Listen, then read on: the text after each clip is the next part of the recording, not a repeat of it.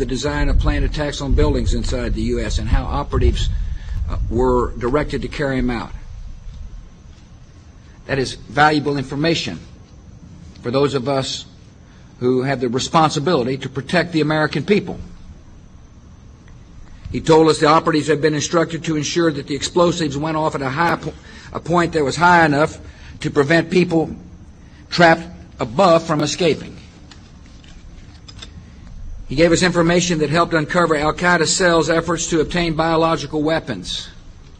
This is Building 7, a 47-story skyscraper that fell on the afternoon of September 11th. The government says that fire brought it down. However, 1,500 architects and engineers concluded it was a controlled demolition. Over 6,000 of my fellow service members have given their lives. And thousands of my fellow first responders are dying. I'm not a conspiracy theorist. I'm a structural engineer. I'm a New York City correction officer. I'm an Air Force pilot. I'm a father who lost his son. We're Americans, and we deserve... I lost my husband. My son. My uncle. My nephew. September 11th, 2001. Most people don't know a third tower fell that day. The government says fire brought it down. The collapse of World Trade Center 7 was primarily due to fires.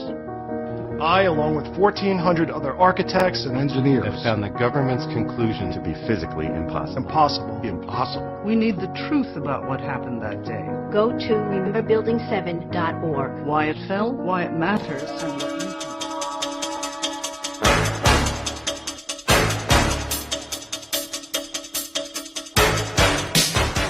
The name Amenemhat means Amen is the head.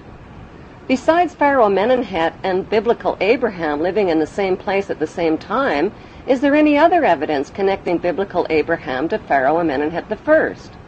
According to Egyptian history, Pharaoh Amenemhat I was not of royal blood, and his family origin is unknown. Egyptology experts believe he seized the throne of Egypt after murdering Pharaoh Mentuhotep. In 1818, Antonio Lobolo made a revolutionary discovery that identified the biblical Abraham as an Egyptian pharaoh. During Lobolo's excavations in the Egyptian Valley of the Kings, he exhumed 11 Egyptian mummies along with rolls of papyri inscribed with hieroglyphic writings and drawings. One of those drawings was interpreted by Mormon Joseph Smith and his Egyptologists as Abraham sitting on the pharaoh's throne. Abraham's name was also deciphered on a roll of papyrus.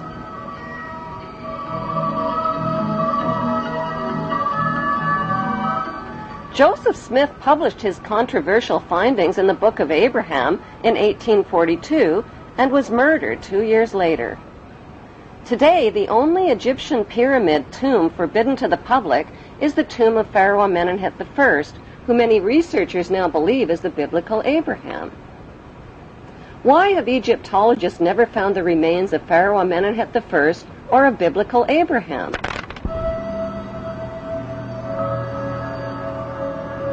The best explanation is that their common remains are concealed inside the famous Ark of the Covenant.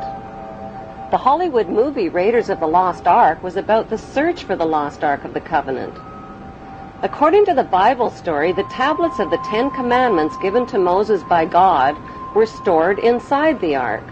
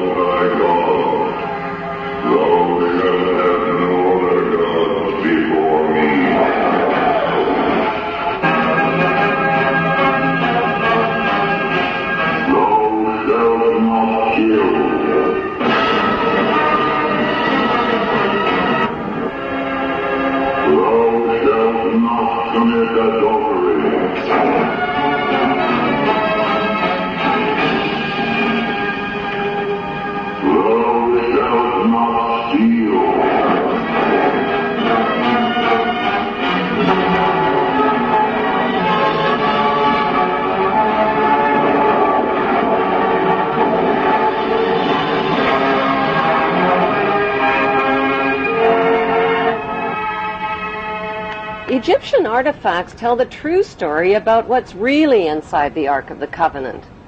The Ark of the Covenant is, in fact, an Egyptian canopic chest, where the dried organs of royal kings and pharaohs were stored, not the Ten Commandments. Why did the Hebrews call their royal canopic chest the Ark of the Covenant? Because the name signifies the covenants or promises that God made with Abraham. Would the Hebrews carry the Ark of the Covenant into battle to kill and steal if it really contained commandments like, "Thou shalt not kill or steal"? The best explanation is that the Ark contained the remains of their ancestral leader who led them into battle.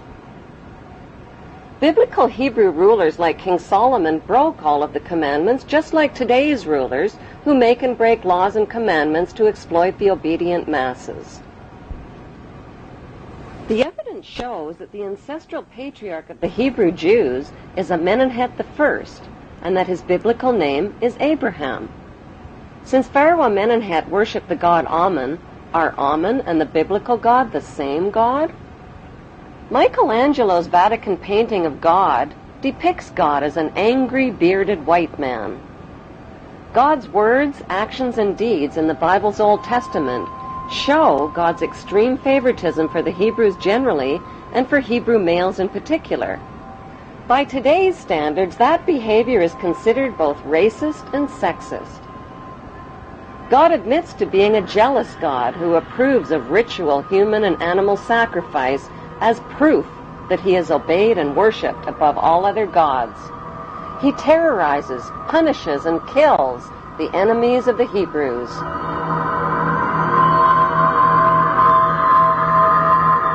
He uses his godly power to kill Egyptian children and spread plagues, famines, pestilence, and darkness. He magically turns staffs into deadly venomous snakes and turns the Nile River into blood.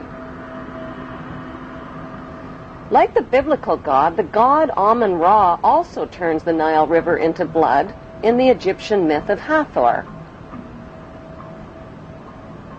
The Bible God's opinion of humanity is that all human beings are sinful children who are all born into sin. Since his words and deeds describe an angry, violent, and jealous God, are the biblical God and the ancient Egyptian god Amun, whose name is repeated over and over in the Bible, one and the same God? What is an Egyptian pyramid and the eye of the Egyptian god Horus doing on the American $1 bill? Why have Washington, London, and the Vatican erected towering obelisk monuments honoring the pagan Egyptian god Amun-Ra?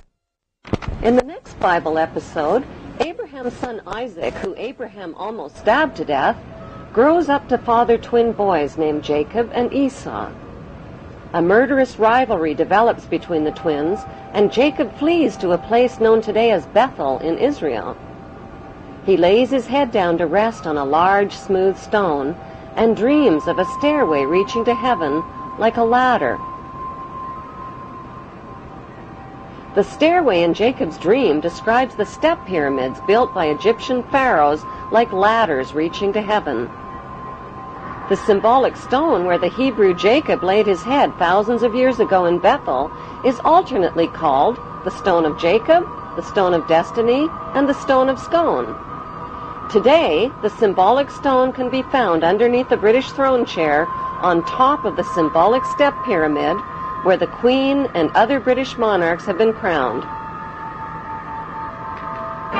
The battered oak coronation throne, on which every English monarch has been crowned, is built over the Stone of Scone.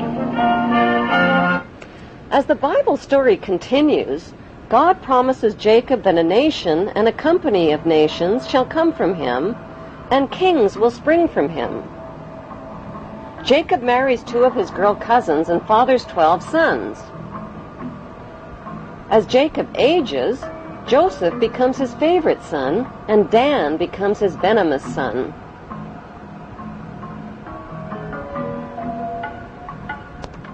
Jacob eventually takes his sons and his Hebrew clan and migrates from Canaan into Egypt. This Hebrew migration into Egypt closely parallels Egyptian history when the Semitic Hyksos migrants overthrew the Egyptian pharaohs and seized the throne of Egypt. One of the Semitic Hyksos leaders who became king of Egypt was Yakuber, Since Yakuber is the Aramean name for Jacob, Egyptology experts interpret this as factual evidence that the biblical Jacob and the Hyksos king Yakuber were one and the same. Historical records show that the Semitic Hyksos kings ruled Egypt for over 100 years. The Egyptian people rebelled against these Semitic kings and pushed them into northern Egypt.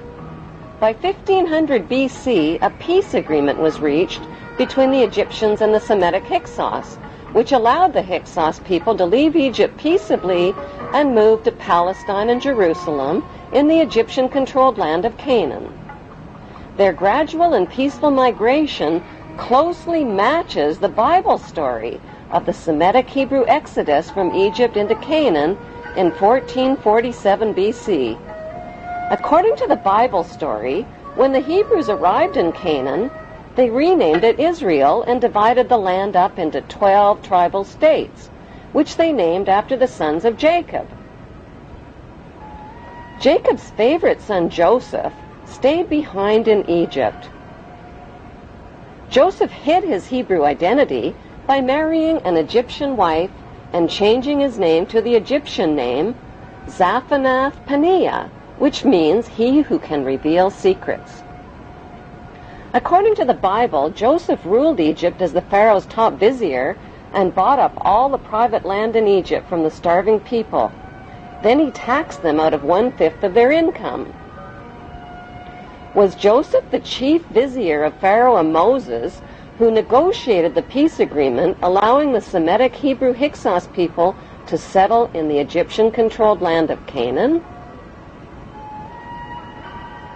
The Hebrew connection to the Egyptian pharaohs is further revealed in the biblical story of Moses.